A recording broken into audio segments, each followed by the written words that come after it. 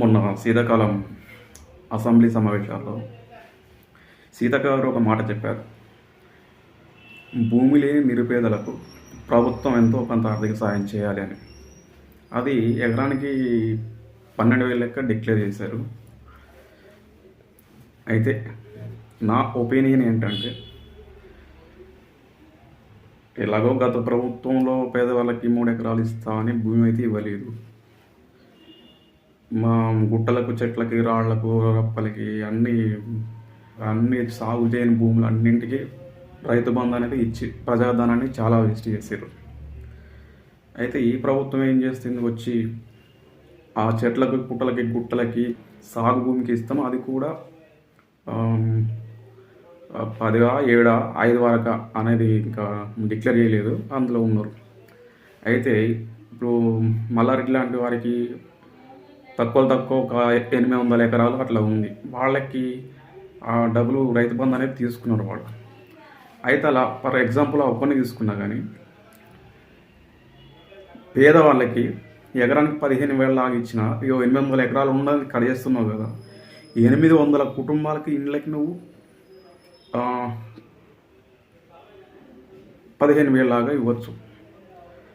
ఎందుకంటే SC, ST, BC, OC, minority అన్ని కులాల్లో ఈ భూమి లేని నిరుపేదలు చాలామంది ఉన్నారు. వాళ్ళని గుర్తించి పెద్దవాళ్ళకి కడిగేసిన ఓకే, మంచి నిర్ణయం అది. కానీ ఈ పేదవాళ్ళకి హెల్ప్ చేయి. వాళ్ళ గుట్టల చెట్లకు డబ్బులన్నీ దారదత్తం చేసేసి ప్రజాధనాన్ని దుర్వినియోగం చేసేది చాలా. ఇంకా సీఎం అయితే మీరు దీన్ని ప్రజల కోసం, పేదవాళ్ళ కోసం ఉపయోగించి 15,000 2 ఎకరాల వరకు పేదవాళ్ళకి ఇవ్వండి, సంవత్సరానికి 30,000 ఇవ్వండి. ప్రజలు ఎప్పుడో మిమ్మల్ని దేవుళ్ళలాగా చూసుకుంటాడు. ఎందుకంటే పేదవారిని ఎవరు పట్టించుకోవట్లేదు. దయచేసి ప్రభుత్వం రేవంత్ రెడ్డి గారు గుర్తిస్తారని కోరుకుంటున్నాను. సీతక్క చెప్పారు 12 కాకుండా 15,000 వరకు చేయండి, అది కూడా 2 ఎకరాలకి ఇవ్వండి ప్రతి భూమి లేని పేదవాళ్ళకి. థ్యాంక్ యూ సార్, చేస్తారని అనుకుంటున్నాను. సార్, ఈ రైతు కూలీలు భూములున్న రైతుల దగ్గర కూలి పని చేసుకుంటూ అలాగే బతుకుతున్నారు. పేదవాడిగా పుట్టడమే పాపమా అన్నట్లుగా అనుకుంటున్నారు. రైతు బంధు ఇస్తున్నారు, ఓకే ఇవ్వండి. రుణమాఫీ లక్షలల్లా చేస్తున్నారు. పేదవాడికి ఏమిస్తున్నారు సార్? ఒక్కసారి ఆలోచించండి. పేదరికాన్ని లేకుండా చేయండి సార్. వాళ్ళకి 3 పూటలు అన్నం తినడానికి కూడా ఉండట్లేదు. పేదవాళ్ళ కోసం చేయండి. చెట్లు, గుట్టలు అంతా తీసేశారు, ఓకే. ఆ డబ్బులు పేదవారికి వినియోగించండి. ఎన్ని ప్రభుత్వాలు వచ్చినా పేదవారిని ఎవరు పట్టించుకోలేదు.